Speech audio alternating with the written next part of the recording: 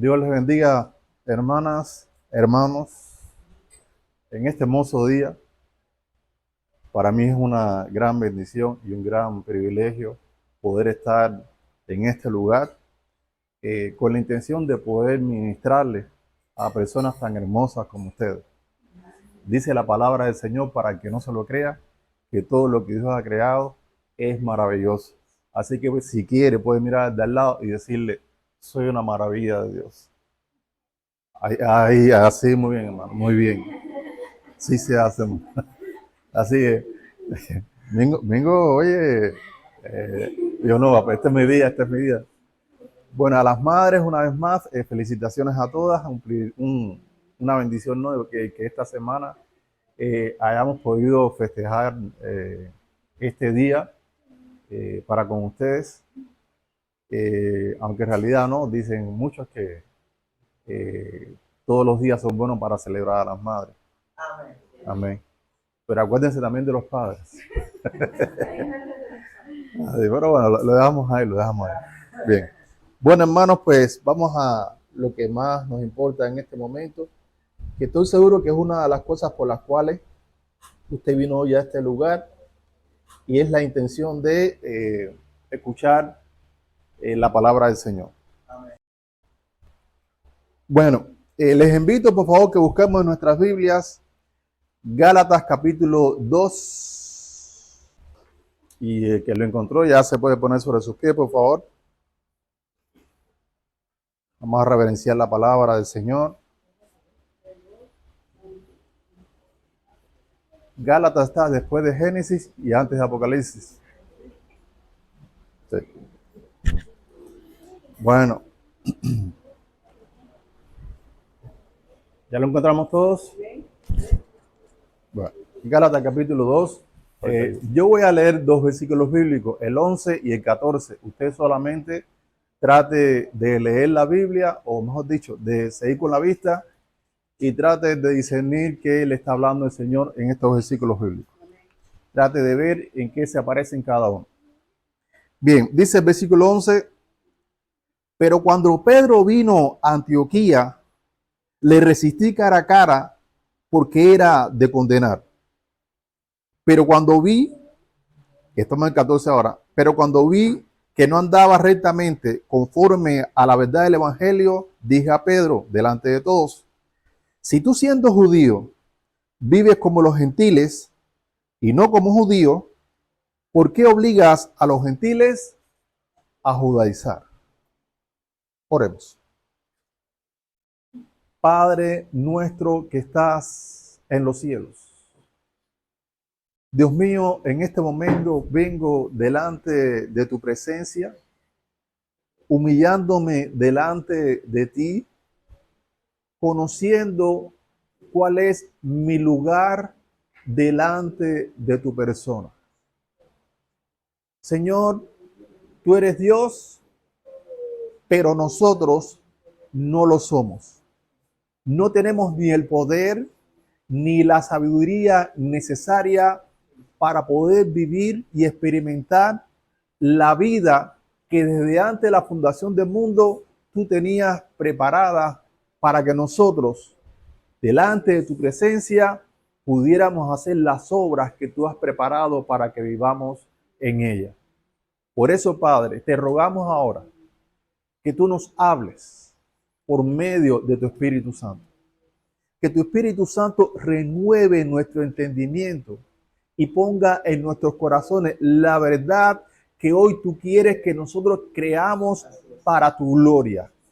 Para que la fe, Señor, que tu Espíritu moldeará en nosotros, nos lleve a vivir conforme a la verdad espiritual que hoy tú estarás ministrando a tu iglesia. Padre, yo te doy gracias porque escrito está y Cristo así lo enseñó. Pedid y se os dará. Buscad y hallaréis. Tocad y se abrirá. Porque todo aquel que pide, recibe. El que busca, halla. Y el que toca, se abrirá. Hoy te pedimos con la confianza de que tú nos darás.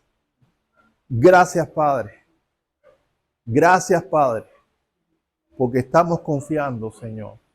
Tenemos toda nuestra confianza de que en esta mañana, por medio de la palabra, tú estarás haciendo una obra genuina en cada uno de nosotros por medio de tu Santo Espíritu.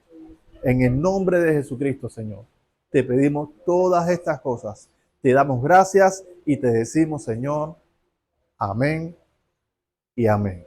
Que así sea. Pueden sentarse, mis amados hermanos.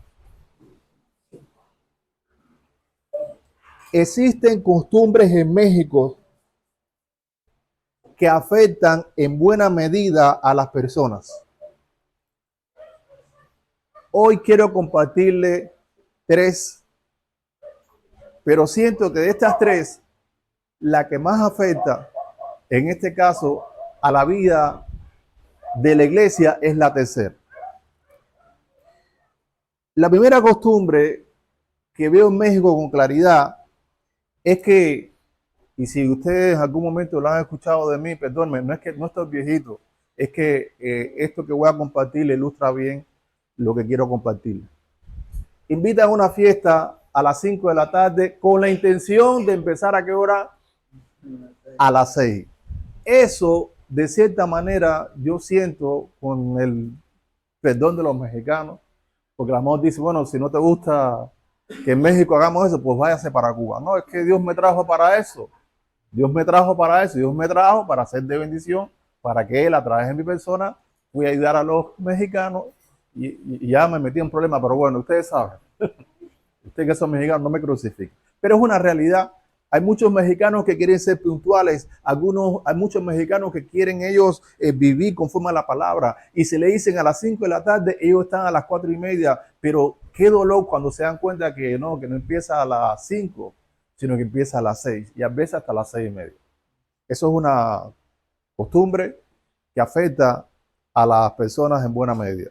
Lo segundo que quiero compartirles es que yo sé que ustedes me van a crucificar, pero no importa. Señor, líbrame. Una de las costumbres que tiene el mexicano es decirle a un extranjero, oye, ¿sabe qué? Esto no pica. Ajá. Ay, muchacho.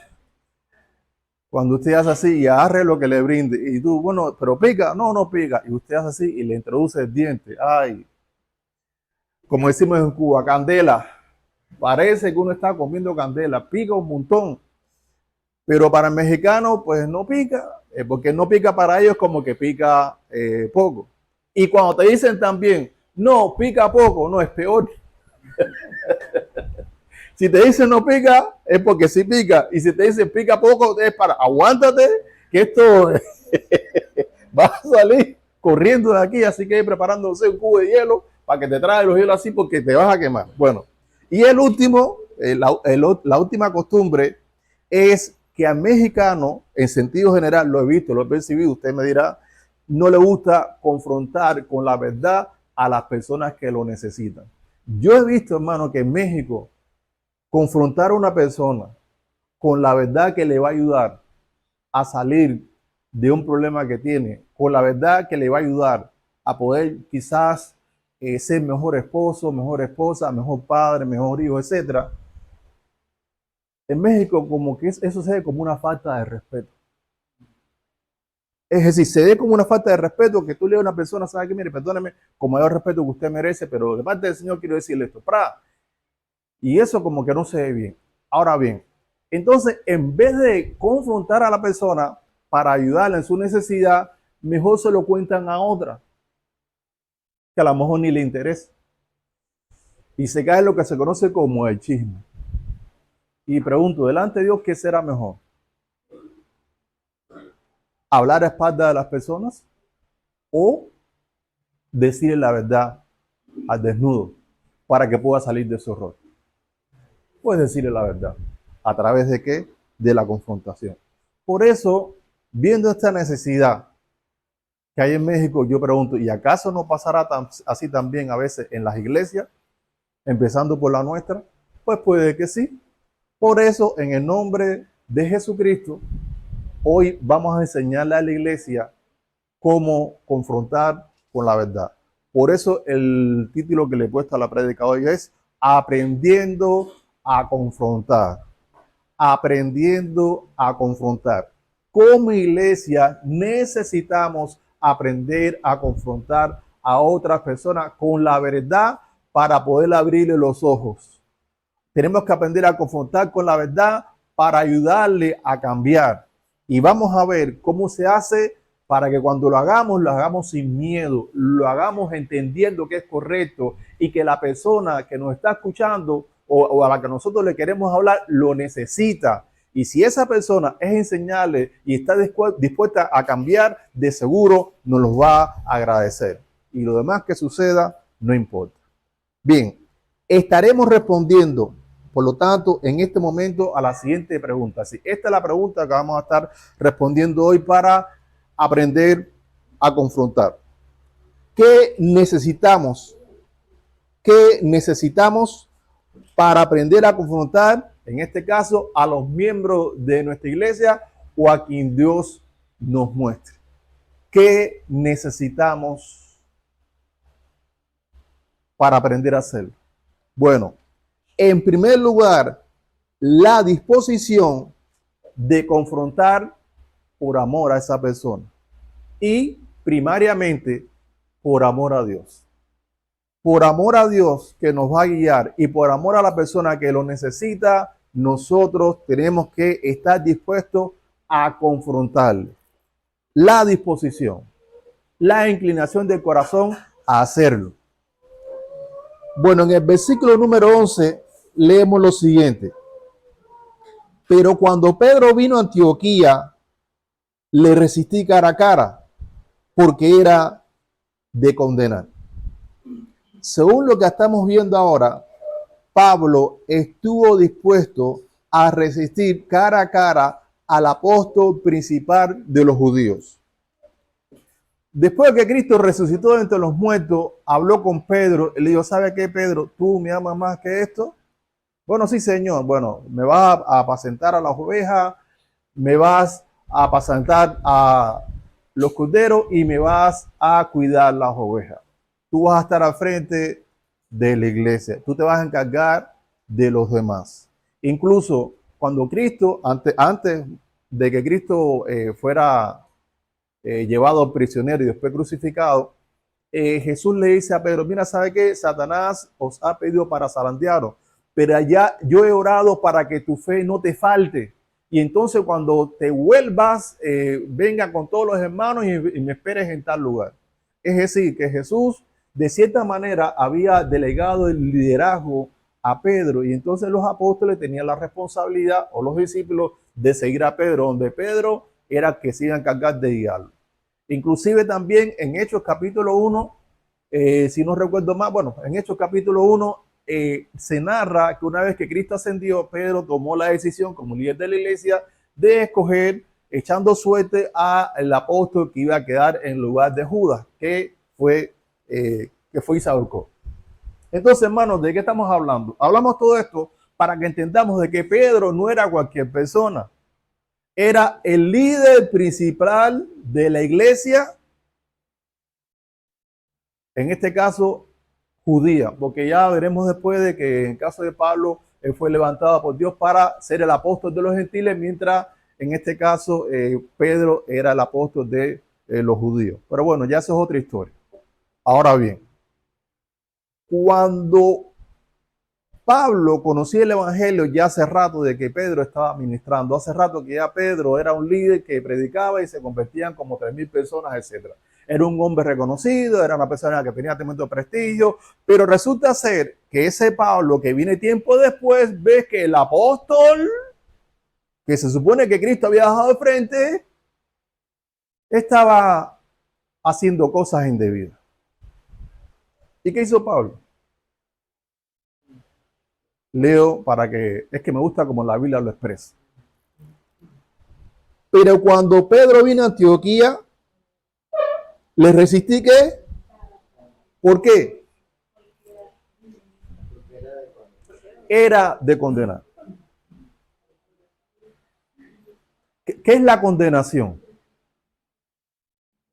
Por cuando estás mal para el infierno. Esa es la condenación. Es decir, escuchen esto, el apóstol Pedro estaba cometiendo una práctica que lo estaba llevando a la condenación. ¿A dónde? Al infierno. ¿Se imaginan eso? ¿Ustedes se imaginan al apóstol Pedro en el infierno? Ahora, repito, no lo digo yo, lo dice la Biblia, dice, pero cuando Pedro vino a Antioquía, le resistí cara a cara, porque era ¿de qué? De condenar. Pablo estaba viendo que Pedro estaba haciendo algo que si no se arrepentía de eso, iba a terminar ¿dónde? En el infierno. Pero ¿qué hizo Pablo? Dijo, qué miedo, no, muchachos, ese es el apóstol. No, cuidadito, porque la Biblia dice que el que levante la mano en contra de la iglesia se va a meter en problemas, y que no, muchachos, si David no se metió con Saúl, pues yo menos, no, yo menos con el apóstol Pedro. Eso dijo Pablo. No. Fue y lo confrontó. Bien. Pablo entendía algo. Y es que la persona que no está dispuesta a confrontar por amor, aborrece a su hermano y no ama a Dios. La persona que ve a un hermano que es digno de condenar, es decir, cuando Pablo vio a Pedro, dijo, no, este es digno de condenar, dijo, ¿sabe qué? Yo amo a Dios y amo a Pedro. Y mi amor por Dios y por Pedro me va a llevar ¿a qué? A confrontarlo, porque lo que está haciendo, si lo sigue haciendo y no se arrepiente, se va para el infierno. Y como yo lo amo, yo no quiero que se vaya. Y como Cristo murió por él y el Padre envió a su Hijo para que muriera por él, ¿sabe qué? Ellos lo aman también. Y si Pedro se pierde, les va a doler. Por lo tanto, yo tengo que hacer algo para que ellos no se pierdan. Bueno, si queda alguna duda de lo que estamos diciendo, les invito por favor que vayamos a 1 de Juan capítulo 4. 1 de Juan capítulo 4.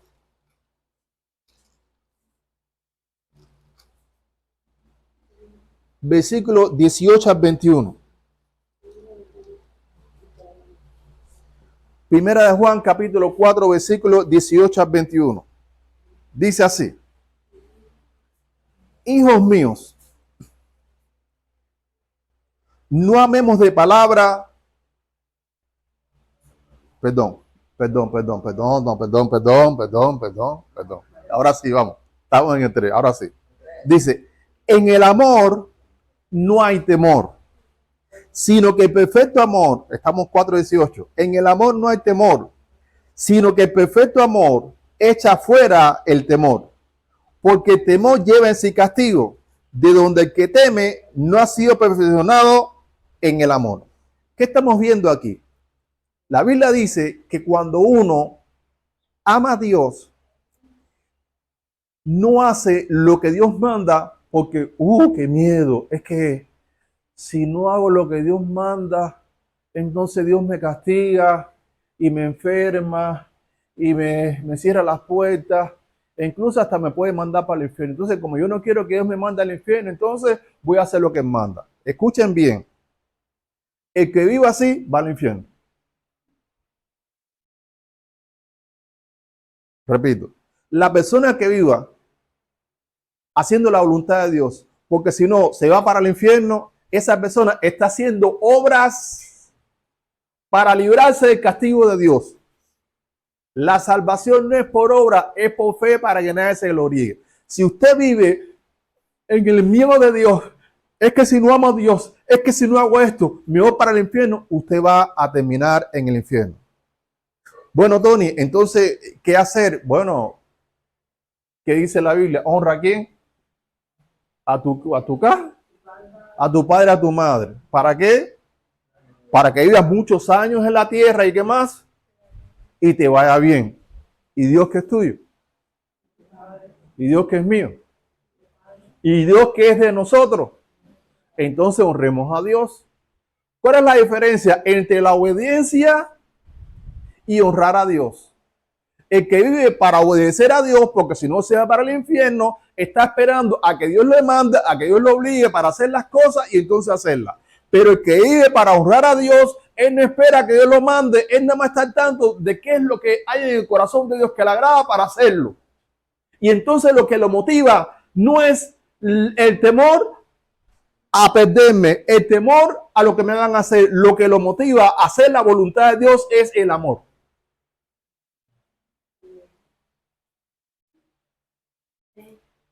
De eso está hablando aquí. Cuando uno ama a Dios, no tiene temor a perderse, no tiene no tiene temor a que Dios me va a hacer. No, yo amo, Señor, yo te amo y ya. Y yo quiero amarte, yo quiero vivir para ti. Es decir, yo entiendo claramente que si Cristo murió por mí, no es para que yo siga viviendo para mí, sino para ti. Yo entiendo eso. Entonces, mi amor por ti, ese amor que te ha puesto en mí, me obliga a hacer tu voluntad. Tú no, mi amor por ti. Si no hago lo que tú me mandas, Señor, me muero. Así que ayúdame. Y así Dios lo hace. Versículo 19. Nosotros le amamos a Él porque Él nos amó primero, por supuesto. Nadie puede decir que ama a Dios de su propia voluntad sin que antes Dios le haya amado. Porque el hombre pecador por naturaleza odia a Dios y no se quiere acercar a Dios, entonces necesita a Dios obrar en él primero para que luego él se acerque a Dios. ¿Cómo se llama eso? Pues el amor de Dios para con nosotros. Y entonces respuesta a la obra que el Espíritu Santo está haciendo en nosotros, entonces nosotros decidimos acercarnos a Dios. Entonces queda claro que nos amamos primero. Versículo siguiente, el 20. Si alguno dice, yo amo a Dios y aborrece a su hermano, es mentiroso. Pablo entendía, si alguien dice, o si yo digo, amo a Pedro, pero no confronta a Pedro, porque va rumbo a la condenación para que salga de ahí, entonces aborrezco a Pedro y no amo a Dios. Repito, si alguno dice yo amo a Dios y aborrece a su hermano, es mentiroso. Pues el que no ama a su hermano, a quien ha visto, ¿cómo puede amar a Dios a quien no ha visto? Y nosotros tenemos este mandamiento de él. El que ama a Dios, ame también a su hermano. Yo no puedo decir, decía Pablo, yo no puedo decir que amo a Pedro, que lo veo, que necesita mi ayuda y no hago nada. Corrijo, yo no puedo decir que amo a Dios, que no lo veo, si a Pedro que lo veo no lo amo, al no hacer lo que Dios me está mandando a hacer. Que es corregirle. ¿A través de qué? De la confrontación. Entonces, la Biblia habla con claridad de que cuando uno no hace lo correcto hacia un hermano, cuando uno por amor no hace lo que Dios manda hacia un hermano, ni ama al hermano y menos amo a Dios. Por lo tanto, hermano, confrontar a una persona, repito, confrontar a una persona a través de la corrección para que esa persona sea libre de aquello que está haciendo en contra de Dios es una expresión de amor. Si yo no estoy dispuesto a confrontar a una persona que lo necesita, aborrezco a esa persona, quien quiera que sea, y también estoy aborreciendo a Dios. Ya sea la motivación, ya sea la situación que sea. Por lo tanto, el primer punto queda claro que tenemos que tener en cuenta a la hora de confrontar a una persona es tener la disposición de amar a Dios y amar a esa persona confrontando. ¿Cuántos estamos escuchando y entendiendo lo que el Espíritu Santo nos está mostrando? Hermanos, una vez yo me pregunté, Señor, yo no entiendo. ¿Por qué en Rancho del Padre yo le caigo mal a tanta gente? Si lo único que yo hago es me la acerco y le confronto con la verdad para abrirle los ojos y que esa persona se convierta de las tinieblas a la luz, de la potestad de Satanás a la potestad de Dios y reciba por la fe que en Jesús el perdón de pecado y herencia entre los santificados. Si yo estoy haciendo lo que Dios me manda, ¿por qué le caigo tan mal? Porque ellos no quieren recibir el amor de Dios. Ellos quieren seguir recibiendo las órdenes de Satanás. para hacer lo que Satanás quiere. Entonces, en su corazón, como ella aborrece la voluntad de Dios, cuando usted le ama, confrontándolo con la verdad, te odia. Y yo tengo la seguridad que en esta iglesia, algún momento, a alguno de ustedes se le pasó conmigo. ¿Cuántos dicen amén? Pero los que están, entonces, ¿por qué llegaron? Porque el amor de Dios que se manifestó al Espíritu Santo obrar en la vida de ustedes a través de mí, porque yo solamente fui una herramienta, hizo que ustedes hoy estuvieran en este lugar. Hay muchos que hoy el Señor también quisiera que estén aquí o en otra iglesia. Y pregunto, ¿qué tenemos que hacer para que eso suceda? Pues disponernos a confrontarlo con la verdad para abrir los ojos y que entonces la obra que Dios hizo en nosotros también lo pueda hacer el Espíritu Santo en la vida de ellos. Entonces, la disposición a confrontar por amor debe ser el primer paso que tenemos que dar para poder aprender a confrontar como se debe. Bien, estamos respondiendo a la pregunta, ¿qué necesitamos aprender para confrontar a los miembros de la iglesia o a la persona que lo necesite? Bueno, en segundo lugar, conocer la verdad revelada en las Escrituras. Repito, conocer la verdad revelada en las Escrituras.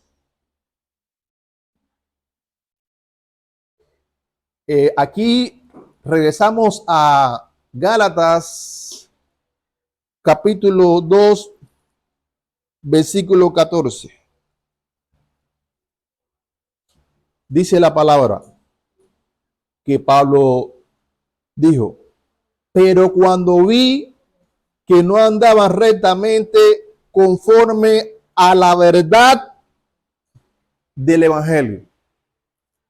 La verdad del Evangelio que vio Pablo, que no andaban conforme a la verdad del Evangelio. Ahora, porque él sabía que no andaban conforme a la verdad del Evangelio, porque él conocía la verdad del Evangelio. Ahora, vamos a Gálatas capítulo 1. Ahí mismo en Gálatas capítulo 1, versículo 11 y 12. Es el capítulo anterior. Gálatas capítulo 1, versículo, ahí mismo en Gálatas, versículo 11 y 12. Dice la palabra del Señor. Decía Pablo a la iglesia de Galacia lo siguiente. Mas os hago saber, hermanos, que el evangelio anunciado por mí no es según hombre. Pablo decía, ¿sabe qué? El evangelio que yo predico no me lo enseñó un teólogo, no me lo enseñó un escriba, no me lo enseñó un fariseo. No, no, no. A mí el evangelio no me lo enseñó ningún hombre. Versículo 12. Pues yo ni lo recibí, ni lo aprendí de hombre alguno, sino por revelación de Jesucristo. A mí ni Pedro, ni Juan, ni Jacob, ni ninguno de los apóstoles me enseñó a mí el evangelio. Quien me enseñó a mí directamente el evangelio fue Jesucristo. ¿Quién dijo eso? Pablo. Está bonito eso. Dígame bajar un poquito aquí porque ahí está. Entonces, ¿por qué Pablo supo de que Pedro y que el resto de los hermanos no andaban en la verdad conforme al evangelio? Porque Pablo lo conocía, porque Jesucristo directamente se lo enseñó. No fue un hombre, fue Cristo directamente. Ahora bien, conocer la verdad revelada es el primer componente de la armadura de Dios. Una de las cosas que más necesita un creyente para poder enfrentar a Satanás es conocer la verdad. Hay muchos que dicen, vamos a hacer guerra espiritual. Y Señor, ahora yo me pongo el cinto de la verdad y me pongo la coraza de justicia y agarro el escudo. Yo oraba antes así y ahora me da una vergüenza tremenda. Porque la verdad, hermano, cuando uno no tiene es decir, no, Dios no te ilumina y te hace entender lo que dice la palabra, en serio, entendemos puras barbaridades. Hasta que Dios me dijo, mira chico, tranquilo, tranquilo. Si tú quieres ceñirte con la verdad, nada más ven a la Biblia, léela y el Espíritu Santo te va a iluminar y vas a entender lo que dice la Biblia. Y cuando tú conozcas lo que dice la Biblia, según el Espíritu Santo te muestre, entonces ahí te estás ciñendo con la verdad. ¿Quién escribió el libro de Romanos? El apóstol Pablo. Dicen que el libro de Romanos es el pináculo, es la punta del iceberg, de la cima más alta de la montaña en cuanto al conocimiento de la verdad de Dios. Es decir, si usted quiere encontrar un libro difícil de poder entender y de poder vivir, es Romanos. Hasta los apóstoles decían, es que Pablo enseña cosas que son difíciles de entender. ¿Por qué? Porque esas cosas difíciles de entender son facilitas de entender para Dios, y quien le enseñó eso a Pablo no fue hombre alguno, fue Dios. Y Pablo conocía la verdad. Por eso cuando Pablo llegaba a un lugar, él podía discernir con claridad que era conforme a la verdad de Dios y que no era conforme a la verdad de Dios. Alguien diría, bueno hermano, pero nosotros somos diferentes. El problema es que Pablo, Jesús le hablaba directamente y hoy Dios no habla como hablaba antes. Sí, pero tenemos algo que no tenía Pablo. Mientras Pablo tenía que esperar a que Jesucristo se manifestara y le hablara, nosotros hoy, cada vez que queramos, podemos venir a la Biblia para que el Espíritu Santo, el cual inspiró toda la Escritura, la cual le sirva a él para enseñarnos, redarguirnos, corregirnos, instruirnos en justicia, con el fin de que debemos a ser perfectos y enteramente preparados para toda buena obra, como la que estamos viendo hoy, que es confrontar ese Espíritu Santo. Cuando usted va a la Biblia, él te va a enseñar todas las cosas. Y te va a recordar esas cosas cuando usted las necesite, sobre todo cuando vaya a confrontar. ¿Cuánto lo creen? Amén.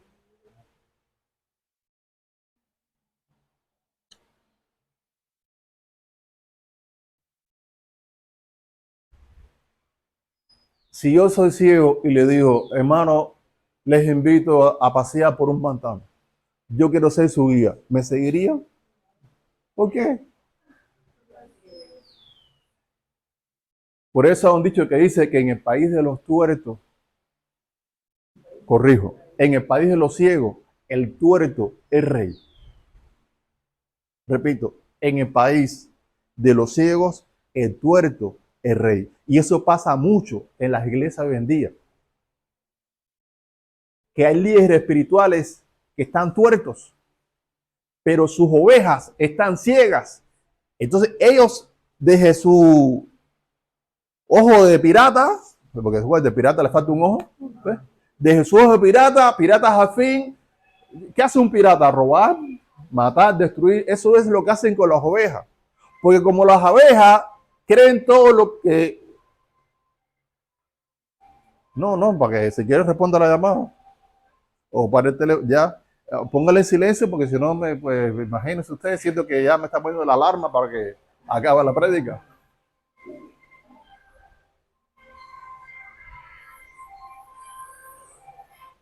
Listo, espero que no suene el mío ahora. Bien, póngala en silencio. Ah, mejor. Ahí está. Sí, para que nadie le moleste. Muy bien. Entonces, ¿dónde nos quedamos? Pirata. Ah, eso es. Muy bien, hermano. El pirata. Entonces, ¿qué pasa? Que estos líderes como piratas, ellos conocen lo que dice la Biblia, pero la tergiversan a voluntad propia. ¿Para qué? Para aprovecharse de quiénes? De las ovejas ciegas. Y entonces usted escucha, no hermano, si usted quiere tener un carro, si usted quiere tener una casa, usted siembre. Porque si usted tiene una mazorca de maíz, pregunto, ¿cuántos granos tiene una mazorca de maíz? Muchos granos. Si usted siembra, no un grano, sino usted siembra 5 mazorcas de maíz, pregunto, ese cada maíz, ¿cuántas plantas y cuántas mazorcas dará? No, muchísimo. Entonces, si usted siembra mucho, va a recibir mucho. Pero si siembra poco, va a recibir poco. Y a esa hora la gente, lo digo o no lo digo, no lo voy a decir. En su ingenuidad, voy a hablar bonito. Hoy vengo a 2 por 1. En su ingenuidad, pues ahí van corriendo así y dando la llave del carro, dando la llave de la casa, dando que el título de la casa. ¿Qué es eso, caballo? Uno ve eso y uno sufre. ¿Por qué? Porque uno ve claramente que lo están estafando. Son unos estafadores. Uno sufre. Y entonces uno va a esa iglesia y uno predica la verdad, y te corren. Están tan ciegos que cuando llega la luz para ellos es tiniebla. Por eso se hace necesario, hermano, que usted venga a la palabra para que el Espíritu Santo le enseñe la verdad. Escuchen, no es aprenderme lo que dice el versículo, la fe, la certeza, lo que se espera, la convicción de lo que no se. No es aprender lo que dice el versículo, es ver la verdad que ese versículo revela. Es ver la verdad.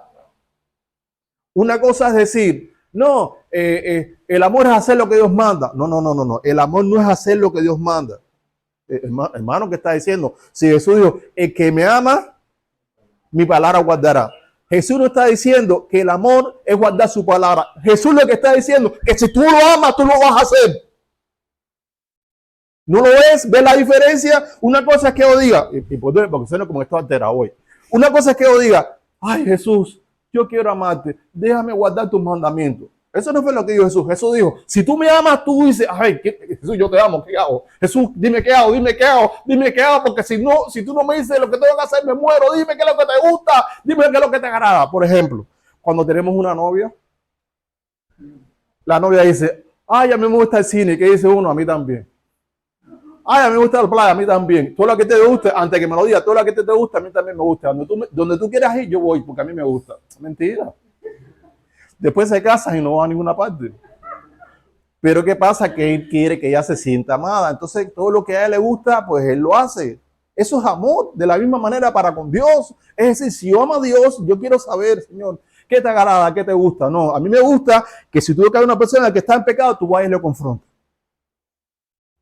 Pero para hacerlo, primero tienes que conocer mi verdad. Y ese es el punto que estamos viendo. Pero imagínense una iglesia que no conoce la verdad, que no la ve, que piensa que el amor es un sentimiento. No, el amor no es un sentimiento. Porque la pregunta es, ¿cuántos hoy querían venir aquí?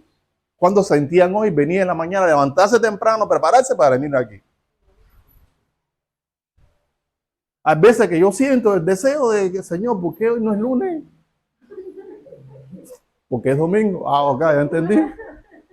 Esa es la verdad, tenemos la carnita ahí, entonces la carne está ahí siempre poniendo el deseo de hacer lo contrario a la voluntad de Dios. Pero el que ama crucifica la carne con ese deseo. Y una de las cosas que nosotros tenemos que crucificar a la carne es que a la carne no le gusta que conozcamos la verdad. Quiere que nos quedemos idiotas, que nos quedemos sin conocer la verdad. Y si sabemos esta verdad, que nos quedemos necios. ¿Qué es un necio? Oye, ya Dios te está diciendo de que conoce la verdad para que puedas obrar y tú dices, no, mañana. No seas necio. Entonces tenemos que ser ¿qué? Sabio. El hombre sabio no solamente se queda con el conocer. Él dice, ¿sabe qué? Ya que sé qué tengo que hacer y cómo, ahora lo voy a hacer, pero por amor a Dios. Nada más quiero que me digan en qué momento. Entonces, hermano, hemos visto ya dos cosas. Número uno, tenemos que tener la disposición de confrontar a las personas. Pero para confrontar a las personas necesitamos conocer la verdad que Dios ha revelado en la Escritura para poder confrontar a esa persona en el área que lo necesita. ¿Qué más necesitamos aprender para confrontar a las personas de nuestra iglesia o a quienes nos rodean? En tercer lugar, ver con claridad en que no anda rectamente conforme a la verdad que ya ha sido revelada en las Escrituras. Es decir, necesitamos observar, discernir, ver claramente qué es lo que la persona está haciendo que contradice las Escrituras.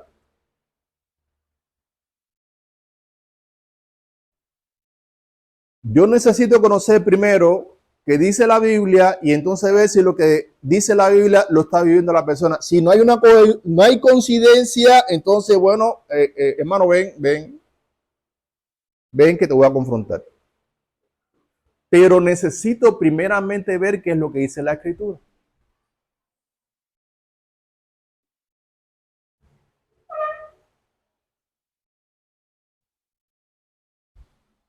En el versículo 14 de Gálatas, Gálatas capítulo 2, versículo 14, dice lo siguiente. Pero cuando vi que no andaban rectamente, cuando vi que no andaba rectamente, ¿qué vio? Pero dice algo a continuación, conforme a la verdad, en este caso del Evangelio. Porque en el caso de Pedro, él estaba predicando y enseñando que era necesario circuncidarse para poder ser salvo. Es decir, Pedro estaba predicando otro evangelio. Y Pablo a la iglesia de Galacia muchas veces le dijo, si alguien viene, ya sea un apóstol, ya sea un ángel, y le predica un evangelio diferente al que yo le prediqué, que ese evangelio no me lo dio ningún hombre, ese evangelio me lo dio directamente Jesucristo. Si alguien dice otra cosa, ese evangelio no es de Cristo, es de Satanás. El evangelio de Cristo te lleva al cielo, pero el evangelio de Satanás te lleva al infierno. Y ese que trae el evangelio, otro evangelio, es opositor de Jesucristo. No está recogiendo con Jesucristo, está desparramando. Por lo tanto, si alguien viene y te dice, mira, tú si quieres ser salvo, nada más tienes que repetir conmigo estas palabras. Repite conmigo, Señor Jesús, me arrepiento del pecado y te acepto como Señor y Salvador, y te acepto como Señor y Salvador, ya eres salvo. Eso es una mentira del diablo. La Biblia dice, cuando usted le predica a una persona el evangelio, lo primero, antes de darle esa buena noticia, que es lo que significa la palabra evangelio, buena noticia, buenas nuevas, antes de eso, usted tiene que darle una muy mala noticia. Y la mala noticia, a ver cómo lo digo, porque hoy, repito, vengo de buena. La mala noticia es que como tú te ves, Dios no te ve. Tú te ves bueno, pero Dios te ve terrible. Tienes que abrirle los ojos para que vean en qué condición espiritual está. Cómo el pecado, la carne, el mundo, Satanás los está acabando. Y el destino final de él es el infierno, no es el cielo. Y una vez que se vea con claridad en la situación que está, es que va a decir, ay, yo no sabía que estaba tan mala y no para el infierno. ¿Qué puedo hacer para ser salvo? Entonces ya está listo. Pues, ¿qué puedes hacer? Primero, tienes que arrepentirte. Que arrepentirme no es, ay, me siento mal por lo que hice en el pasado. No, arrepentirme es dejar de hacer lo que estaba haciendo hasta ahora que a Dios no le agrada. Pero no solamente te vas a arrepentir, te vas a convertir, vas a empezar a hacer lo que Jesús quiere que tú hagas. Y hacer lo que Jesús manda en ocasiones te puede ocasionar que te maten, o que afecten a los tuyos, o que te boten de trabajo. Si tú no estás dispuesto a convertirse a Dios así, entonces no vas a ser salvo. Oye, pero eso está muy duro. Más duro estuvo que Cristo tuvo que morir por ti sin tú merecerlo. Dios entregó a su Hijo por ti. Por lo peor de lo peor. Y ahora tú te crees muy bueno. No. Si Cristo murió por ti, es para que no vivas más para ti, es para que vivas para Él. Si no estás dispuesto a vivir así, entonces ¿sabe qué? ¿Para qué tú vas a predicar el evangelio? La persona se convierte genuinamente que sigue. Ahora le predico el evangelio, le enseño qué fue lo que pasó. Bueno, en la cruz, Cristo cargó con tus pecados, porque el Padre lo puso sobre él, y la muerte que Cristo merecía, corrijo, que tú merecías, la recibió Cristo. Esa ira que el Padre tenía en tu contra, tú por sinvergüenza, ¿cómo decimos? Sinvergüenza, cara de guante, descarado, de todas esas cosas. Por eso, por todos los pecados cometidos, esa ira que Dios tiene en contra tuya, ¿la recibió quién? Jesucristo. Pero también Cristo resucitó al tercer día para que así como Cristo resucitó entre los muertos, nosotros resucitemos a una vida nueva. Antes de ser cristiano, yo vivía para la carne, pero en la cruz yo morí juntamente con Cristo. Solo lo va a entender cuando nazca de nuevo. En la cruz yo morí con Cristo. Cuando Cristo murió, yo morí. Ahora, con la resurrección de Cristo, ¿qué recibo yo? Que ahora yo ya no vivo. Así como Cristo murió por mí en la cruz, ahora yo voy a vivir, pero no yo, sino Cristo en mí. Por eso la Biblia dice, con Cristo estoy juntamente crucificado y ya no vivo yo, sino vive Cristo en mí. Ahora, ¿cuándo Cristo vive en mí?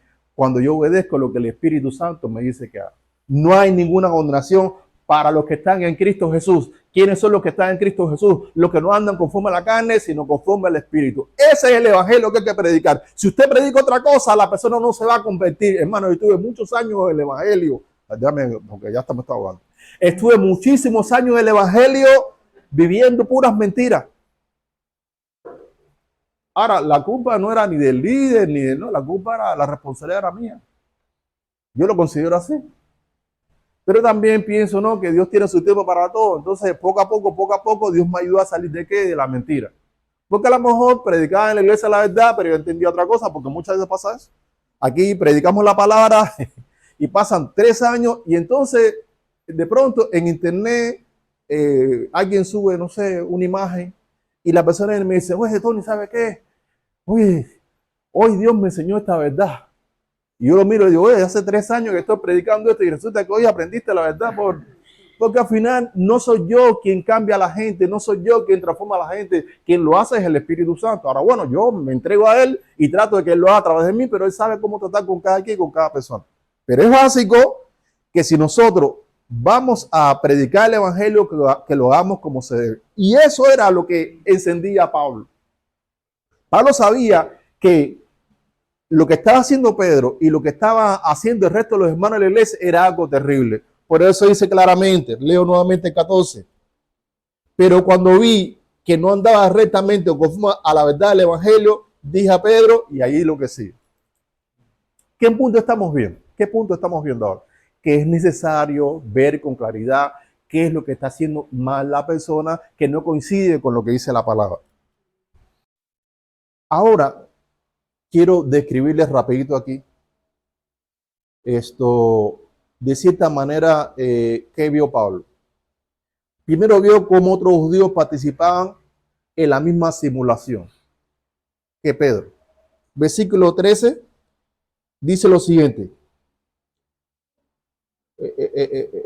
Vamos al 11, el 11 completo primero. Dice, pero cuando Pedro vino a Antioquía, le resistí cara a cara porque era de qué? De condenar. Y ahora miren lo que hacía Pedro, miren lo que hacía Pedro.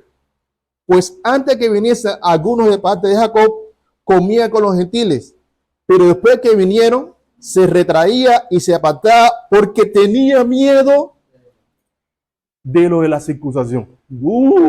Ahí vienen los hermanos que predican que el evangelio es circuncídate y serás salvo, un decirlo.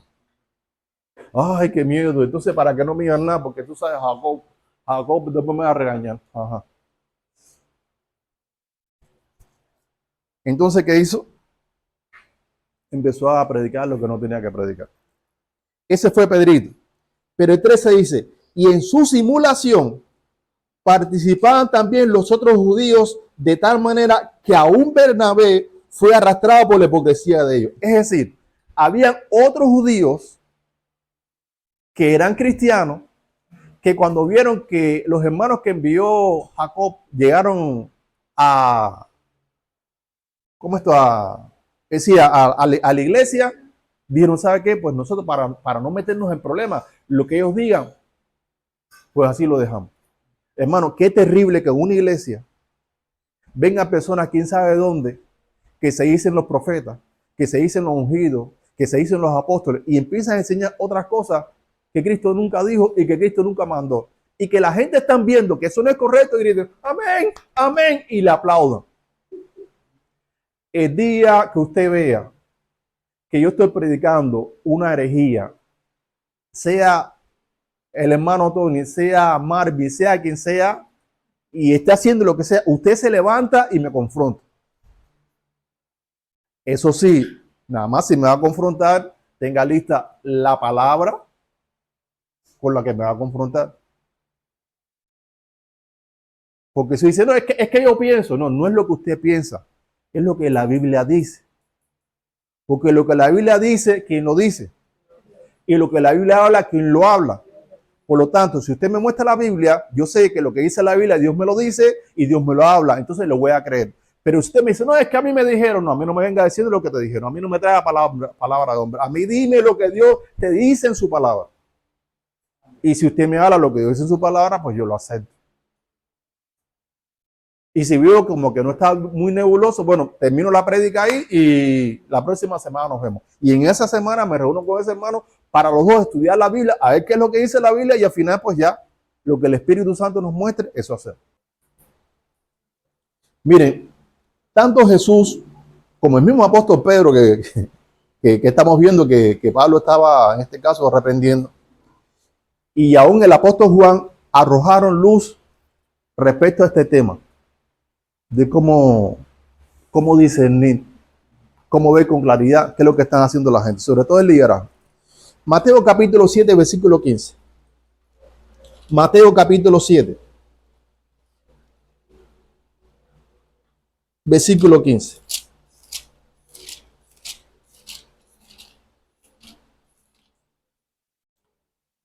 Desde 15 hasta el 20. Dice así. Mateo 7, 15 al 20. Dice Jesús, miren lo que dice Jesús. Guardaos de los falsos profetas que vienen a vosotros con vestido de qué. ¿Quién es un falso profeta? Un falso profeta es una persona que dice profeta, pero es falso. Dice que viene de parte de Dios, pero viene de parte de Satanás.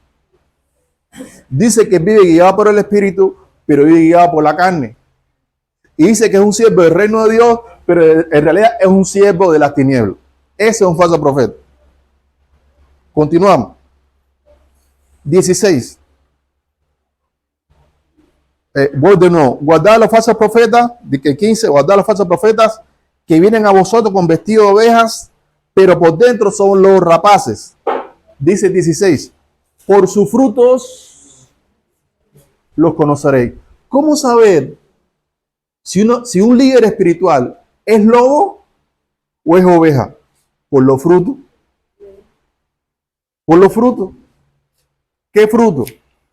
Pues si yo veo que un líder da como fruto lo que dice la Biblia, es de Dios. Pero si el fruto que estoy viendo en él no es el que dice la Biblia, que tiene un siervo de Dios, es un falso profeta. Ahora Jesús hace la siguiente pregunta. ¿Acaso se recogen uvas de espinos? No. ¿O higos de los abrojos? Tampoco. Así, todo buen árbol da buen fruto, o buenos frutos, pero el árbol malo da frutos malos. No puede el buen árbol dar malos frutos, ni el árbol malo dar frutos buenos. Todo árbol que no da un fruto es cortado y echado en el fuego. Así que por sus frutos los conoceréis. Un líder que Dios lo está entrenando para que sea bueno, no puede dar frutos malos. Si un líder en su corazón es buena tierra y quiere hacer lo bueno y lo recto, él cuando escuche a Dios va a retener la palabra ida y va a dar ese fruto con perseverancia. ¿Qué fruto? Va a vivir conforme a lo que Dios le diga. Pero si hay un líder espiritual que no es buena tierra, en su corazón él no quiere hacer lo bueno y lo recto, él quiere hacer lo que le guste a su carnita. Él va a hacer todo lo posible por sentirse bien. Entonces va a usar a la iglesia para sentirse bien y para su panza y para su gloria. Entonces cuando Dios le hable, lo que Dios le hable, él no lo va a retener. ¿Por qué? Porque lo que Dios le está hablando no coincide con lo que Satanás le puso en su corazón. Y él dice que sí, Dios me dice esto en su palabra, pero ya en mi corazón Satanás me dice otra. Entonces yo quiero hacer lo que el diablo desea. Y como yo quiero hacer lo que el diablo desea, no quiero retener esa palabra y por lo tanto no va a dar fruto con perseverancia. Quien vea eso, ¿qué tiene que hacer? Pues confrontar. Ahora, no pasa solo con los líderes, también con las ovejas, porque es lo mismo, solo que las ovejas en vez de ser lobo son cabritos. ¿Quiénes son los cabritos? Los cabritos que le encantan. El cabrito es el hijo de la cabra. Y los hijos de la cabra que le gustan. Y están coneando ahí. Ustedes nunca han visto un chivo. A nadie le golpea un chivo. Y usted dice, bueno, pero eso no duele, nada más te hace así. O un borrego. Te hace así, pum, y se siente duro. Y tiene la cabeza durísima. Entonces, ¿qué pasa con las ovejas? Las ovejas son mansas. ¿Y los cabritos qué son? Son rebeldes. Entonces, si tú llamas a una oveja, ¿la oveja qué es? Es enseñable y está dispuesta a cambiar. ¿Por qué? Porque quiere ser un verdadero discípulo de Jesucristo. Entonces, ella aprende a obedecer todo lo que el Espíritu Santo le habla a través de ti. ¿Pero el cabrito qué? No, el cabrito empieza, ¿y quién tú eres? ¿Y por qué tienes que ser así? ¿Y qué? Es que tú no me entiendes. Es que lo que pasa es que tú te crees. Y tú nunca pecas, tú nunca pecas. Así funciona el cabrito, pura rebeldía. ¿A quién Dios le está hablando? A nadie. A mí sí. Ese silencio sepulcral es que, ay, Dios está hablando.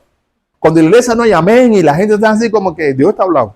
Y están despiertos, no están dormidos porque tienen los ojos abiertos, lo están viendo. Ni bostezando están. Entonces, vemos claramente que Jesús habla que se puede conocer, se puede discernir, se puede ver con claridad si la persona está haciendo las cosas bien o no por medio de qué, de sus obras. Si sus obras no coinciden con lo que dice la Biblia, hay que confrontarle. Para esto, ¿quién lo dijo? Jesús. Pero no termina ahí. Mire lo que dice el versículo 21. No todo el que me dice, Señor, Señor, entrará en el reino de los cielos, sino el que hace la voluntad de mi Padre que está en los cielos. Muchos me dirán aquel día, Señor, Señor, no profetizamos en tu nombre. Y en tu nombre echamos fuera el demonio. Y en tu nombre hicimos muchos milagros. Y entonces le declararé, ¡ay! Nunca os conocí. Apártese de mí. Ustedes siempre fueron para mí hacedores de maldad.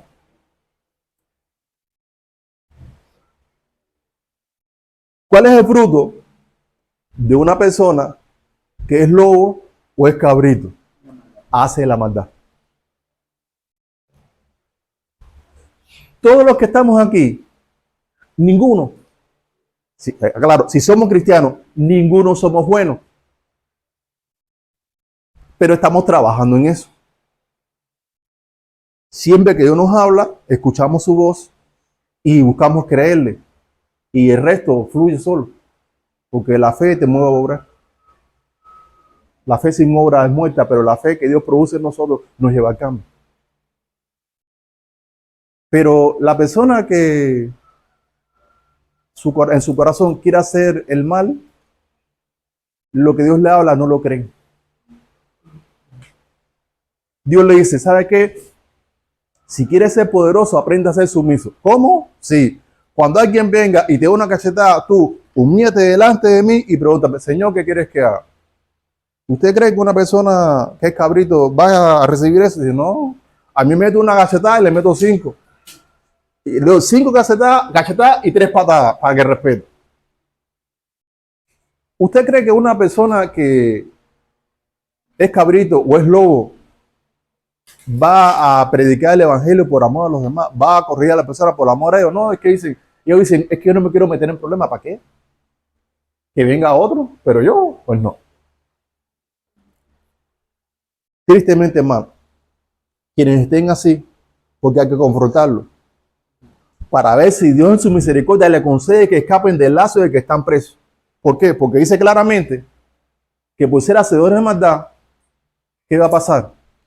Dios no lo va a aceptar en su reino. Y van a ser echados afuera. Entonces, imagínense que en la iglesia hayan líderes o hayan hermanos que tengan esa condición y no le digamos nada. ¿Eso es amor? No. Los estamos aborreciendo. Ahora, la diferencia entre el odio y el aborrecer es que cuando tú odias, tú involucras los sentimientos. Te odio. No te soporto. Ahora que te muera. Pero cuando tú aborreces, tú solamente lo que haces es lo contrario de lo que Dios manda. Eso es aborrecer. No involucra el enojo. El odio sí involucra el enojo, pero el que aborrece no involucra el enojo. También involucra que la práctica de no hacer lo que Dios manda. Bien, ahora vamos a ver qué hizo el apóstol Pedro. En 2 de Pedro, capítulo 2, versículo 1 al 3. 2 de Pedro, capítulo 2, versículo 1 al 3. Decía Pedro, pero hubo también falsos profetas entre el pueblo, como habrá entre vosotros.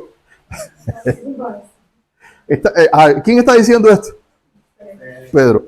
Ahora, yo espero, perdónenme, no tengo esta información, voy a preocuparme esta semana, o voy a ocuparme esta semana por buscarla, si Dios lo permite así, me lo recuerda.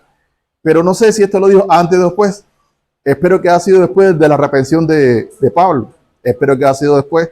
Porque si él dijo esto antes, entonces pregunto, ¿qué estamos viendo? Que lo que Pedro dijo aquí, pues no lo está viviendo. Entonces, ¿cómo se llama eso? Hipocresía. Bueno, esperamos que haya sido después de haber recapacitado. Dice, pero hubo también falsos profetas entre el pueblo, como habrá entre vosotros falsos que introducirán encubiertamente herejías destructoras y aún negarán al Señor que los rescató, atrayendo sobre sí mismo destrucción repentina. Y muchos seguirán sus disoluciones, por causa de los cuales el camino de la verdad será blasfemado.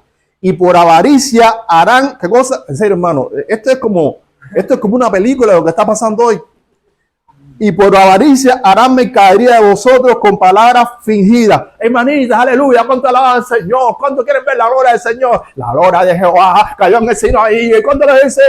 Y el fuego cae. Y salte conmigo, y aleluya, y aleluya. Y la gente, ay, sí, que chinguichi, ay, la pachanga, y la pachanga. Ay, no, estábamos ahí, así que nadie diga. Gracias a Dios que nos sacó de eso. Y por avaricia harán mercadería de vosotros con palabras fingidas, sobre los tales ya de largo tiempo la condenación no se tarda y su perdición no se duerme. Es decir, la condenación viene y su perdición también.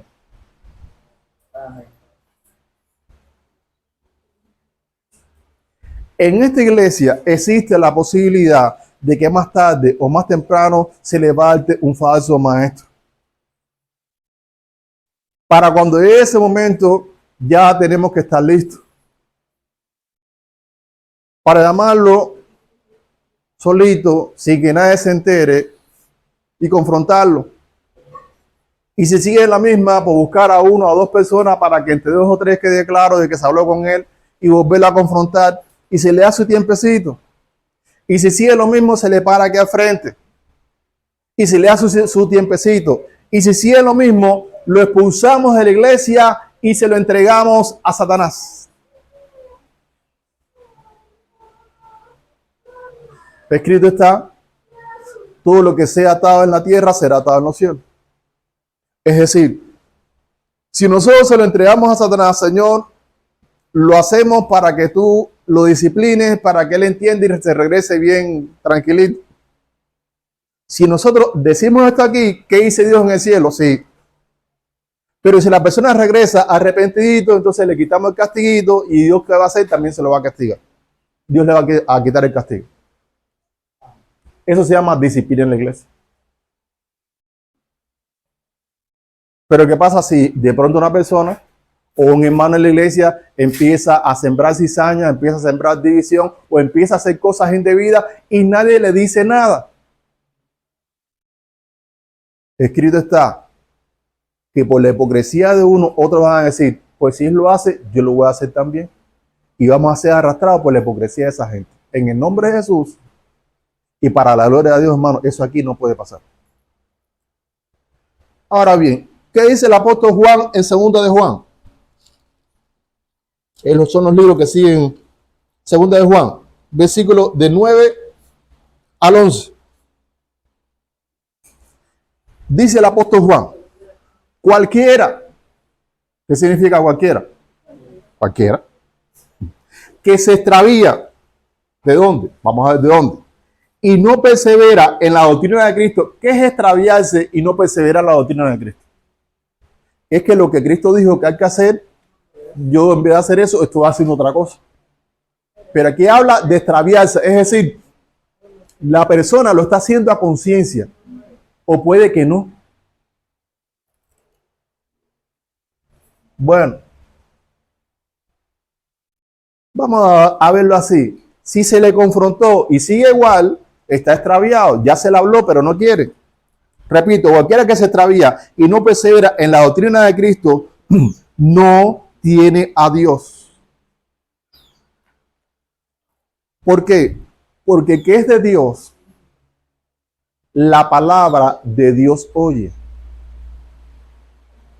El que es de Dios, repito, no es que la persona esté sorda y no puede ir, no. Cuando hablamos que es de Dios, la palabra de Dios oye, es que cuando usted le dice, mira hermano, la Biblia dice, él dice, bueno ya, si la Biblia dice, yo lo acepto. ¿Ve? Pero el que no es de Dios, no la puede oír, porque en su corazón, él tiene, en su corazón, ya él tiene inclinada su voluntad a hacer lo que el diablo quiere. Entonces, como eso está en su corazón, la palabra de Dios no puede entrar en su corazón, porque dos cosas no pueden ocupar un mismo espacio. En esta esquinita de la mesa, o está la Biblia, o está, no sé, el pañuelo, pero las dos cosas no pueden estar al mismo tiempo. Entonces, o está hacer lo que el diablo desea, o hacer lo que Dios desea, o hacer lo que el Espíritu Santo desea, o hacer lo que la carne desea. Entonces, los que no son de Dios en su corazón quieren hacer lo que el diablo desea, por eso no te pueden oír. Ahora, ellos sí escuchan lo que tú le estás diciendo, pero oír aquí es aceptar lo que tú le estás diciendo. No lo pueden aceptar porque son del diablo. Si yo hablo con un hermano en la iglesia, hermano, le digo, la Biblia dice, Jesús dice, la doctrina de Cristo dice, y me dice, entiendo, pero no comprendo.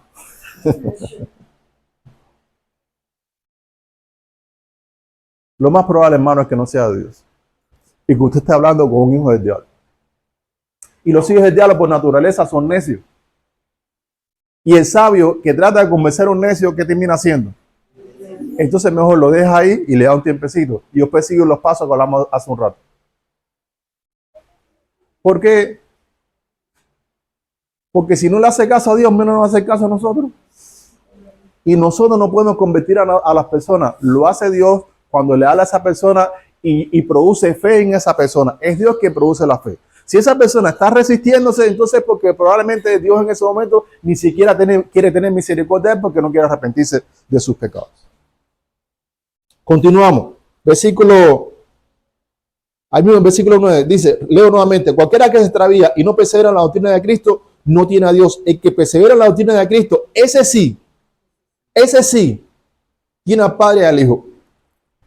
¿Qué fruto da una persona que tiene al Padre y que tiene a Jesús? Persevera en qué? En las enseñanzas de Jesús. No hace nada que vaya en contra del carácter de Jesús que se revela a través de sus enseñanzas. Podemos conocer, hermano, el carácter de Jesucristo.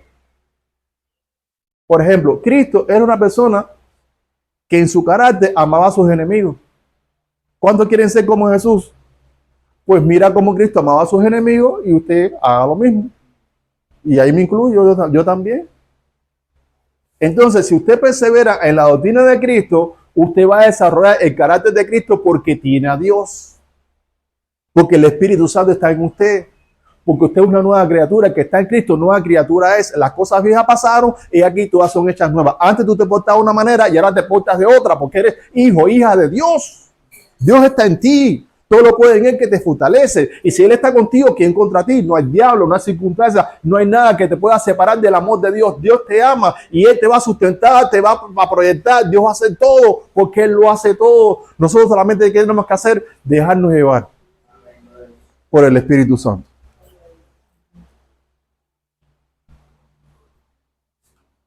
Todo esto que hemos visto, hermano, tiene que ver con el discernimiento. Es decir, la capacidad que necesitamos de poder ver con claridad en qué la iglesia no está perseverando según las enseñanzas de Jesús. ¿Qué es lo que la iglesia no está haciendo según las enseñanzas de los apóstoles? ¿Qué es lo que la iglesia no está viviendo conforme a lo que la Biblia ha establecido? Y no solo la iglesia, las personas que nos rodean. Ellos sienten que lo bueno es malo y que lo malo es bueno. Por eso dicen, ustedes están locos. Ustedes están locos. Como eso que si alguien te da por una mejilla, tú también tienes que voltearle la otra. No, a mí el que me la hace, me la paga, que eso ama a los enemigos. No, yo a mis enemigos, yo lo quiero 5 metros bajo tierra. Cuando alguien me hace algo, voy al brujo y le echo un hechizo. Lo meto en el refrigerador, decimos en Cuba. En Cuba. Hay gente que agarra el papelito. A usted no voy a hacer, no me lo voy a decir. yo, yo predicando brujería aquí, el Señor reprenda eso. Pero hacen porquería para amarrar a la gente, no sé qué. Hermano, eso con nosotros no funciona. Quien nos tire brujería, en serio, el demonio que venga hace 9 años se quiebra los dientes. No tienen dientes, pero es un decir. Al final, pues regresan y le hace daño a la persona que no quiso hacer daño a nosotros. Somos hijos de Dios. Hermano, créanme, esta enseñanza es un privilegio como hijos de Dios. Dios nos ha dado una dignidad que ni los ángeles.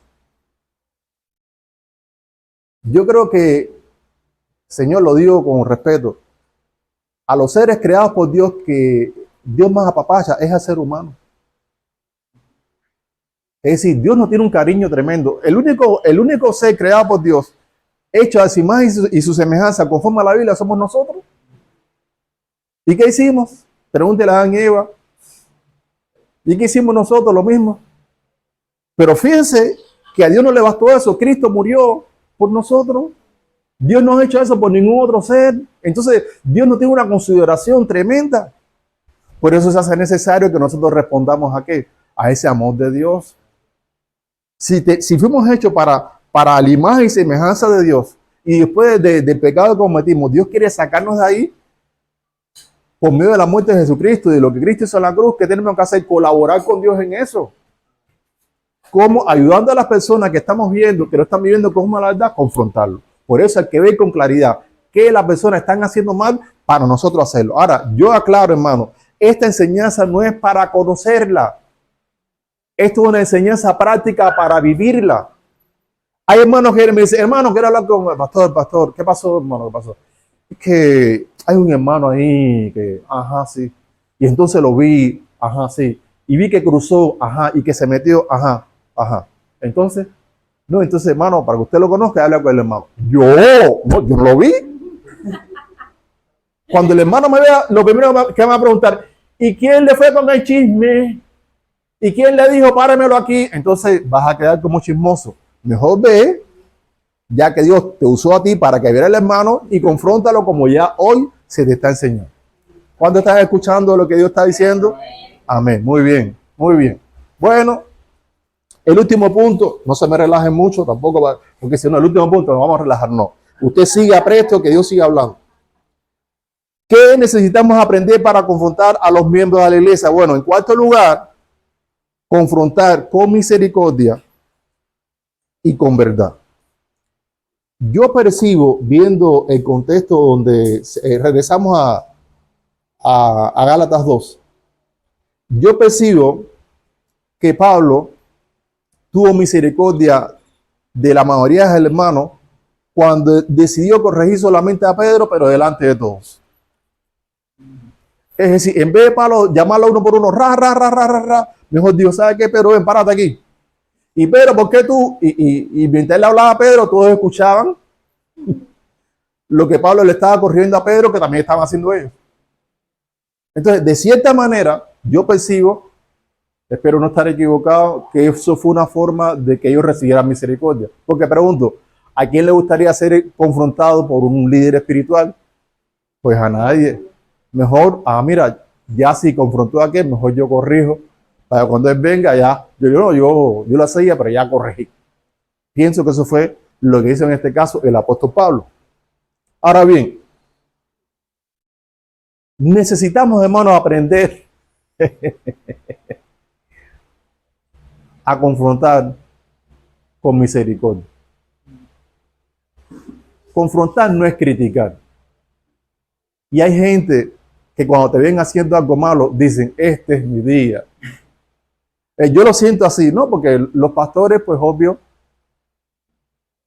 somos seres humanos igual que los demás. La única diferencia es que el Espíritu Santo decidió usarnos y ya. Pero no porque seamos súper mentira. Es decir, no sé qué, es más, no vio nada de nosotros, nos escogió punto. Y entonces sabemos un poquito más que los demás y hemos crecido un poquito. Entonces nosotros tratamos de enseñar, pero confrontamos a la gente, ¿no? Pero la gente cuando le confrontamos como que no le gusta mucho, sobre todo los cabritos. Entonces cuando un cabrito ve que el pastor se equivocó, dice, esta es la mía, muchachos, y se encomienda, quién sabe a quién, porque el espíritu en que viene no es de Dios, y con la intención de qué, de criticarte, y tú lo sientes. Tú sientes así que antes de hablarte, tú ves así en su rostro la sonrisa, la alegría, el gozo de decir, este es mi día, te voy a confrontar. No hiciste, y tú así con cara así, no hiciste esto, no está mala. Eso no es confrontar. Eso es criticar. Y el espíritu del criticón no puede estar en la iglesia. La confrontación no es criticar. La crítica nunca ayuda a nadie. Porque cuando usted critica, la persona se siente terrible, la persona se siente mal, la persona se siente humillada, ¿ves? Y al final a lo mejor hasta empieza a odiarte. Si confrontando bien te odia, imagínese criticando. Bien, Proverbios 16.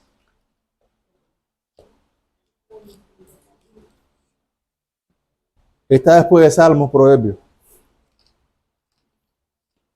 Y Salmo está, ya usted sabe. Vamos a repetir lo que es al principio. Ya estamos en Proverbios 16. Usted ahí en la cita bíblica que le voy a decir ahora, haga un cuadrito, márquelo, porque eso es clave para aprender a qué, a confrontar. Bien, Proverbios 16, versículo 6. El versículo 6, por favor, usted enciérrelo completo, porque ahí vamos a ver qué tiene que hacer la persona que va a confrontar y qué tiene que hacer el que es confrontado. Dice así, Proverbios 16, 6. Con misericordia y verdad se corrige el pecado. Y con el temor de Jehová los hombres se apartan del mal. Vamos a empezar por el que corrige. ¿Qué es la misericordia? ¿Qué es la misericordia? Bien.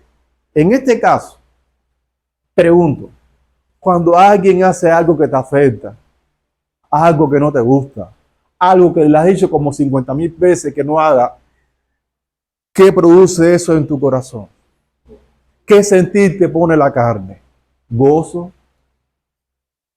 ¿Alegría? ¿Paz? ¿O ira? ¿O enojo? Enojo, ira. Entonces, ¿qué pasa? Que cuando en tu corazón se enciende la ira, no porque tú lo decías, sino porque te lo pone la carne, la tendencia de una persona que no ha madurado espiritualmente es dejar que esa ira lo controle. Ya no lo controla el Espíritu Santo. Miren, cuando la Biblia dice, ser lleno del Espíritu Santo, está diciendo, deja que el Espíritu Santo controle tus pensamientos, tus emociones y tu voluntad. Pero cuando en vez de llenarnos del Espíritu Santo, nos llenamos de la ira, nos llenamos del enojo, entonces el enojo está controlando nuestros pensamientos. Ahora lo voy a decir, lo voy a chocar, y tú vas a ir con lo que le voy a... Y entonces cuando llega la persona, toda esa porquería, todo ese enojo, ¡ah! Es como un vómito así de ácido, ¡ah! Va hacia la persona. Pregunto, ¿cuánto quiere ser ministrado así? ¿Cuántos quieren que el pastor le diga, tú hija del diablo, parece mentira? ¿Cuántas veces que te dicen, mato, vos te vas a la iglesia y te vas para el infierno? ¿Cuántos quieren que le hablemos así? Nadie. Yo tampoco. Quiero que me hablen así. Pues la Biblia dice, haz con los demás lo que te gustaría que hicieran contigo. Así como te gustaría que te traten como te van a corregir, hazlo. ¿Qué es ser misericordioso? Ese enojo, esa ira, eso que usted quisiera hacer porque la persona está haciendo lo indebido, que se lo merece, no hacerlo. Es esa expresión, ese rostro duro, ese deseo malvado, decirle, ser misericordioso es no hacer eso. Dice la Biblia que cuando Esteban fue llevado ante el concilio, no tenía cara de hijo del diablo. Dice que el rostro era como el de un ángel. Cuando vamos a confrontar, el rostro, nuestra cara, debe ser como el de un ángel. ¿A cuánto Dios le está hablando? A mí también. Y entonces, una vez que ya te controla la misericordia, te está controlando el amor, el gozo, la paz, la paciencia. Y entonces que usted puede corregir. ¿Usando qué? La verdad. Hermano, ¿sabe qué? Mire, pues duerme, usted está haciendo esto y esto, ¿sí o no? Sí, hermano. Bueno, mire lo que dice la Biblia. Ay, hermano, en serio, sí. ¿Qué piensa hacer? Ah, no, hermano, pues ya. Ahora, si la persona empieza, no, pero ¿por qué tiene que ser así? Porque yo pienso, entonces esa persona empieza a sacar qué argumento y ahí empieza la lucha espiritual, el conflicto espiritual. ¿Y qué tiene que hacer usted? Asegurarse de que tiene la armadura puesta y recuerde que la Biblia dice que las armas de nuestra milicia, las armas del ejército cristiano, no son carnales, no son las cosas del mundo, sino son poderosas en Dios. Tienen poder o manifiesta su poder cuando tú lo usas a la manera de Dios. Es decir, si tú actúas con enojo, perdiste. Pero si actúas con misericordia, gloria a Dios. Y estas sirven para la destrucción de fortaleza. ¿Cuáles son las fortalezas? El argumento que hay en su mente y la altivez, el orgullo que hay en su corazón.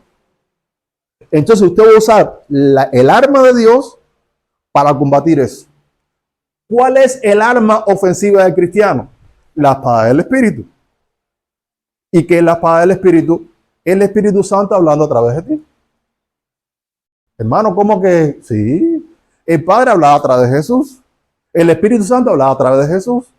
El Espíritu Santo hablaba a través de Esteban y no podía resistir la palabra que hablaba de Esteban porque tenía sabiduría, pero el Espíritu Santo hablaba a través de él. Y con nosotros no es lo mismo.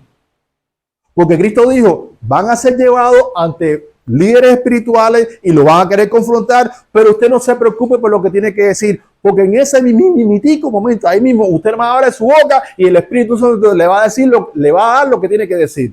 Y para confrontarnos, lo mismo. Ah, claro, si yo nunca he leído la Biblia para escuchar la voz de Dios y conocer la verdad, cuando el Espíritu Santo me diga, no, es esto, uno va a decir, ¿será eso? Yo creo que eso está muy duro.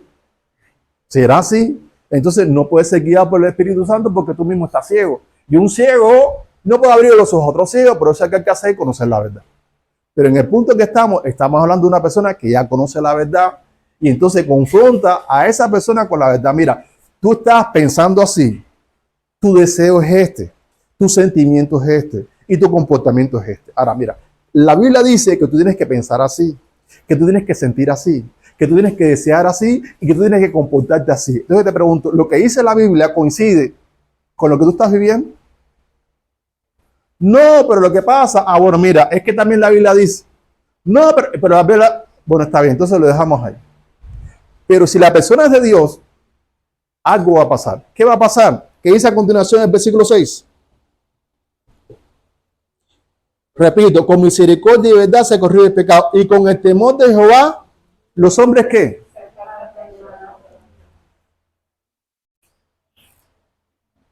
¿Qué es el temor de Dios? El temor de Dios es que muchachos, la ira de Dios, no, yo no quiero eso. No. Eso no es el temor de Dios. Por eso hay que leer la Biblia, hermano. Estudiarla. Porque lo que la Biblia dice no es conforme a lo que razonamos los hombres.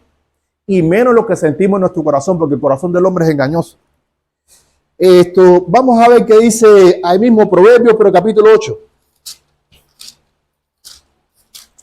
A ver, entender qué significa eso de temor de Jehová o de Dios. Proverbios 8, versículo 13. También usted haga un cuadrito. 8, 13, 11, 12, 13. Dice lo siguiente. El temor de Jehová es ¿Están viendo? Lo se ve claro. El temor de Jehová es aborrecer el mal. ¿Qué es aborrecer el mal? Me cae mal hacer el mal. Eso, el mal me dice, haz esto y no quiero. Mira aquella y no la miro. Cómete esto y no me lo como. Siéntate aquí y no. Cada vez que el mal me invita a hacer algo, no quiero. ¿Por qué? Porque no me caes mal. Yo te aborrezco. Ah, pero ¿qué pasa si hay un muchacho que le gusta a una muchacha que no es cristiana y él quiere entrar en un noviazgo con ella? Ella es una muchachita de su casa, saca buenas notas en la escuela. Su papá es hermano de Carlos Slim. Entonces, hermano, obvio, mírenla cómo se comporta, cómo camina. Sí, pero es cristiana. No. Ven. ¿Qué dice aquí? No te unas en yugo desigual con el incrédulo. Pero ¿qué pasa si el muchacho ama más a la muchacha que a la verdad de Dios? Quien no ama la verdad de Dios, no ama a Dios, porque la verdad de Dios revela el carácter de Dios. Entonces, si yo no aborrezco esto que Dios aborrece, sino que amo esto que Dios no ama, entonces ¿qué? Yo estoy del otro bando. Entonces, ¿qué va a pasar con la persona que aborrece la verdad, pero ama el mal? No tiene temor de Dios.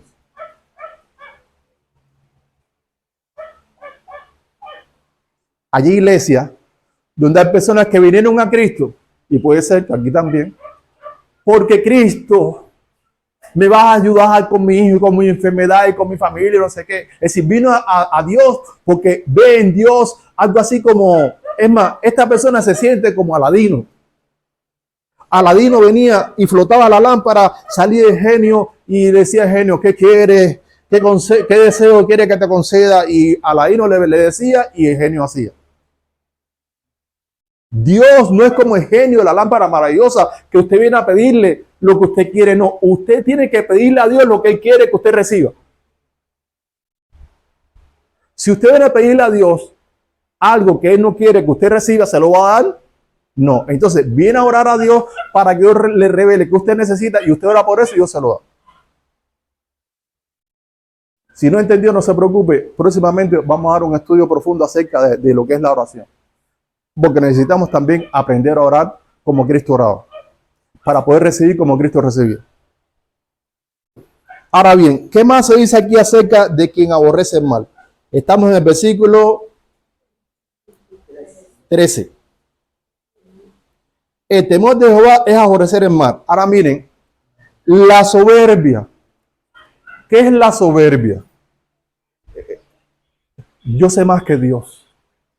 ¿Qué me va a enseñar Dios a mí? Es decir, soberbia es cuando tú te crees mejor que alguien. Es decir, el orgullo es cuando tú te crees más de lo que realmente eres. Pero la soberbia es cuando tú te crees mejor que el otro. Es decir, Dios me dice, mira, la verdad es esta. Dios, no es así. Eso es soberbia. Dios aborrece la soberbia. Repito, la soberbia, la arrogancia.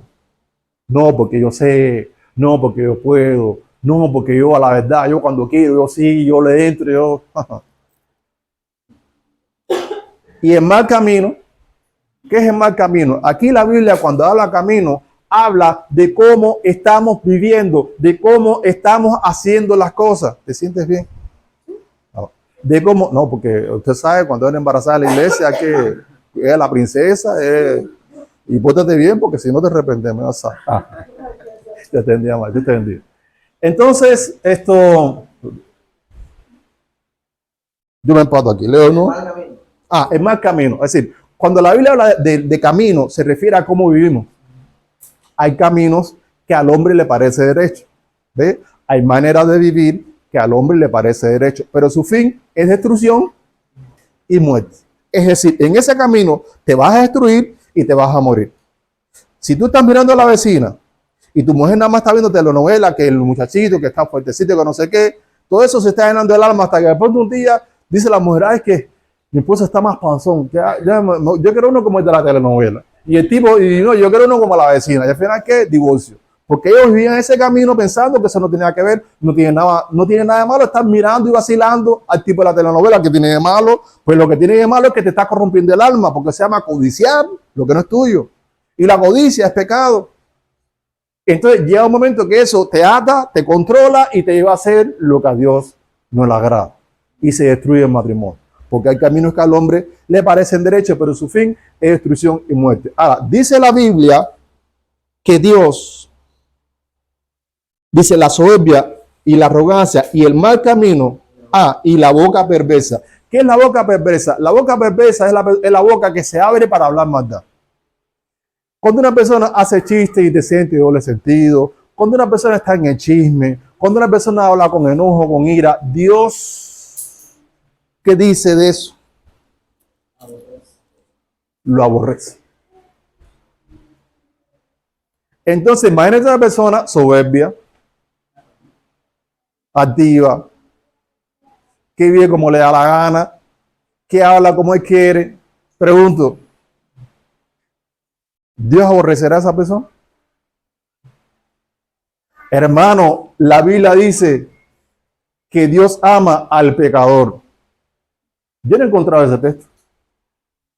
Lo que la Biblia dice es que Dios está airado todos los días en contra del impío. ¿Quién es el impío? El impío es una persona que desde que se levanta hasta que se acuesta a dormir solo piensa en una cosa, en vez de qué manera peca en contra de Dios.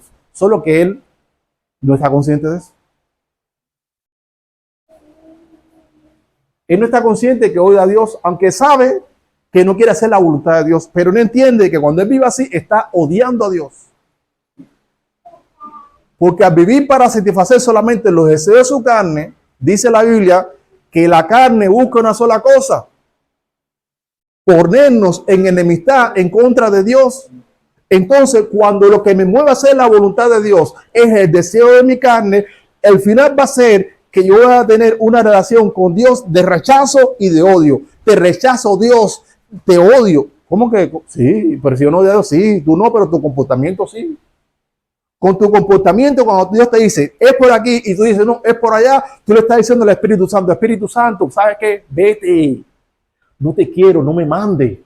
Yo quiero hacer lo que me da la gana, suéltame. Yo quiero hacer lo que la carne quiere. Así obran la gente que está en el mal camino. Así obra la gente que no tienen temor de Dios. El que no tiene temor de Dios no aborrece el mal. Ahora, imagínense. Sí, ya. Esta es la alarma. Esta es la alarma, no es nada. Es para avisarme el tiempo. Son las 12 para los que están preocupados.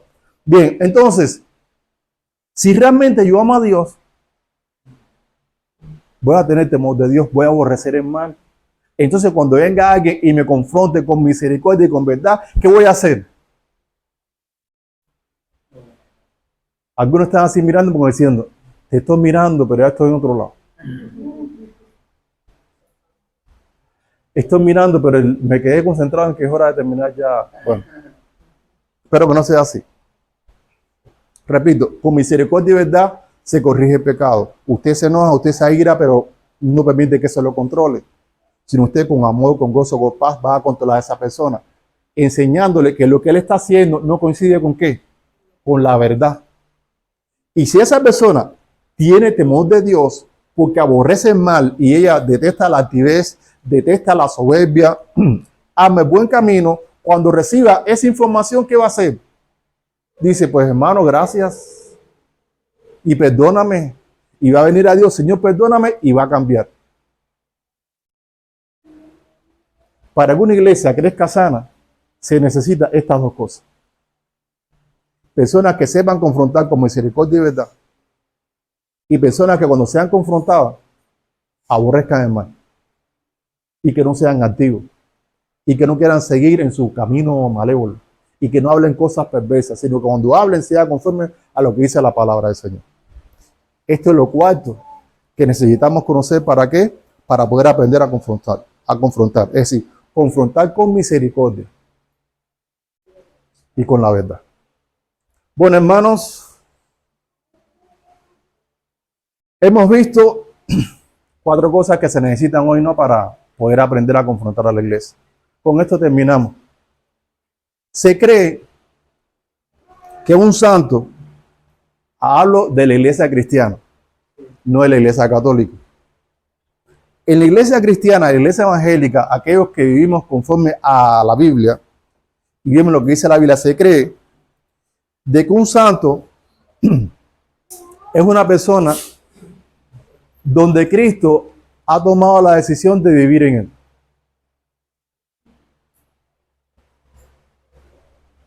Con Cristo, decía Pablo, estoy juntamente crucificado. Y ya no vivo yo.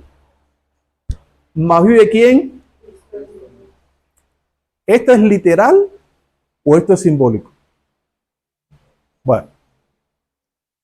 El que está en Cristo, el que es nacido de Dios, dice la Biblia, no practica el pecado. ¿Por qué? Porque la simiente de Dios, Jesús, está en él y no puede pecar porque es nacido de Dios. Y esa simiente de Dios que está en él, ¿a qué le va a ayudar? Dice, porque en esto se manifiestan los hijos de Dios y los hijos del diablo. Todo aquel que no hace justicia y que no ama a su hermano no es de Dios. Entonces, Jesús en nosotros nos capacita para amar y para poder hacer la voluntad de Dios. ¿Cuántos lo creen? Bien. También la Biblia dice que Jesús le dice a los discípulos, ¿sabe qué? El mundo no conoce al Espíritu Santo. Por eso no lo puede ver porque no lo conoce. Pero ustedes le conocen. Porque está con vosotros, pero más adelante estará con vosotros para siempre. Y cuando vino Pentecostés, ese Espíritu Santo se derramó sobre toda sangre, sobre toda carne, ¿sí o no? Y es ese Espíritu Santo es el que nos convence de pecado, de justicia y de juicio, y lo recibimos cuando nos arrepentimos de nuestros pecados y creemos en el Evangelio. ¿Cuántos lo creen? Bien.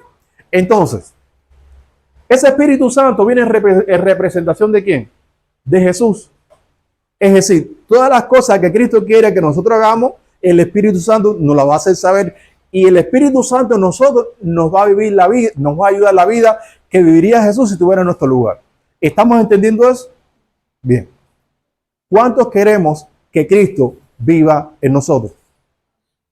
Bueno, eso se puede ver. ¿Cómo? Pues cuando vamos a la Biblia, vemos cómo Cristo confrontaba a los escribas, a los fariseos, a los líderes políticos en aquel tiempo, a las personas comunes y corrientes, sencillas, o a los líderes que se creían cosas. ¿Se puede ver o no? Bueno, así como lo vemos en Jesús, si Jesús está en usted y vive a través de usted, se tiene que ver hoy. Porque Jesús es el mismo. No ha cambiado. Ahora, ¿qué va a pasar si pasa una semana, 2 semanas, 3 semanas, 4 semanas, 1 año, 1 década, 1 siglo, y la persona que se congrega aquí sigue igual y no se ve a Jesús? ¿Por qué es? Porque no es cristiano. Jesús no está en ella. Está con nosotros, pero no de nosotros. No es trigo, es cizaña, no es oveja, es cabrito. ¿Por qué? Porque por los frutos. ¿Por los frutos qué? ¿Por los frutos qué? ¿Por los frutos qué? Y uno de esos frutos es que aprendan a confrontar a sus hermanos cuando están en pecado sin que nadie se dé cuenta. Y no chismean. El chisme. No es que fulanito, ese chisme. El chisme es del diablo. Hay gente que yo le caigo mal porque a esa persona, yo le caigo mal porque a esa persona le hablaron mal de mí. Entonces esa persona cree que yo soy lo que le dijeron. Y me tienen un odio, muchachos.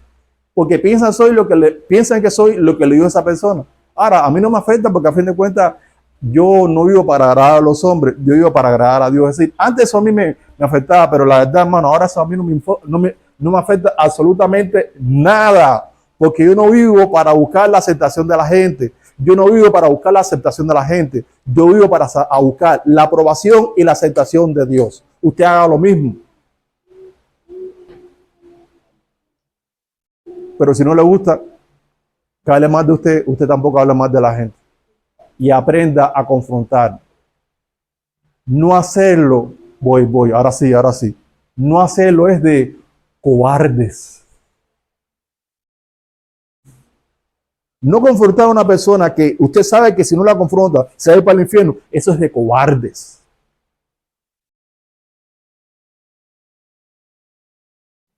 Eso es de gente miedosa. ¿Y qué dice la Biblia de los cobardes? No va a entrar al cielo. Ay, hermano, es que a mí me da pena. Ah, a ti te da pena. Ah, sigue con tu pena. Acuérdate lo que dijo Jesús. No el que mira al Señor, no todo el que mira al Señor, Señor va a entrar. Cristo te va a decir, ¿te dio pena? Ay, a mí también me da una pena. Pero aquí no vas a entrar como la pena que tengo. Tú fuiste cobarde y no fuiste capaz de dar mi vida por ti como yo la di por ti. Si tú no lo merecías, te vas a quedar. ¿Por qué? Porque imagínese un cobarde en el reino de los cielos. No, hermano, es que yo no quisiera hacer así. Habla con Dios y dile que te fortalezca. Y Él te va a cambiar. Porque para las cosas del mundo antes sí aprendíamos y las cosas de Dios que el cristianismo no es un juego. El cristianismo es lucha para extender el reino de Dios aquí en la tierra. No es para vivir feliz. Eso no es eso. Ay, yo quiero ser feliz, una familia feliz. No, el cristianismo no es para eso. El cristianismo es para caminar en el camino angosto que consiste en cada cuadrito. Es una tribulación que te espera. Y una de las cosas que tenemos que estar dispuestos a sufrir es tribulación después de confrontar. Si queremos vivir, hermano, o permitir que Cristo viva en nosotros, primera de Juan 3:9, por favor. Ah, no, ya se lo dije. Es el versículo donde dice, la simiente de Dios está en nosotros. ¿Qué tenemos que hacer? Número 1, tener la disposición de confrontar con amor. ¿Cuántos se animan? Decir, sabe que a partir de ahora, no, yo si veo a la persona, le voy a confrontar. Segundo, necesitamos conocer la verdad, porque si no, ¿con qué vamos a confrontar? Tercero, cuando vayamos a confrontar, tratemos de discernir si realmente esa persona necesita ser confrontada. Porque a lo mejor la confrontamos a ella y al final terminamos confrontados nosotros. Me ha pasado así cuando me viene a llamar la atención del ministerio. No, porque tú estás enseñando esto y al final, bueno, ven, siéntate. ¿Y qué dice aquí? ¿Y qué dice aquí? Gloria a Dios, no. Pero se pasa una vergüenza de cierta manera cuando tú quieres confrontar a una persona, cuando en realidad el que está mal no es la persona, sino uno. Entonces, ¿qué hay que hacer? Verificar bien si esa persona lo que está haciendo contradice o no la palabra de Dios. Y por último, puedes hablar con la persona con misericordia y con verdad, corregirle su pecado. No enojarnos, no alterarnos, sino con amor, con el gozo, darle paz, que hacer una conversación amena y enseñarle la verdad. La ley de Jehová es perfecta que convierte el alma. Entonces la palabra se va a encargar de convertirlo, no nosotros. El Espíritu Santo lo va a convertir, nada más muéstrale. Informa a la conciencia y en la noche cuando la persona está durmiendo, su conciencia le dice, oye, acuérdate que la Biblia dice, y Dios lo va a hacer. Y si la persona tiene temor de Dios, porque aborrece el mal, cuando vea que está haciendo el mal, ¿qué va a hacer? Lo va a dejar por amor a Dios. ¿A cuánto Dios le habló hoy? Sí. Bien. Hermanos, estamos viviendo tiempos muy difíciles.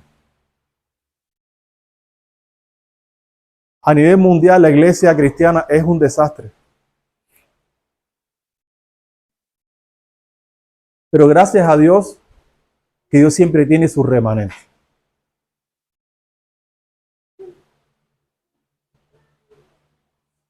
Un pequeño grupo que decide no contaminarse, ni dejarse influenciar por la hipocresía de gente que con el deseo de vivir para su panza, tratan de convertir el evangelio en una fiesta inmunda. El evangelio no es para fiestar. El evangelio es para la gloria de Dios. Si usted siente que eso es así, y a partir de hoy va a vivir lo que hoy el Señor le enseñó para su gloria, vamos a orar. Póngase sobre sus pies, por favor, y vamos a orar al Señor.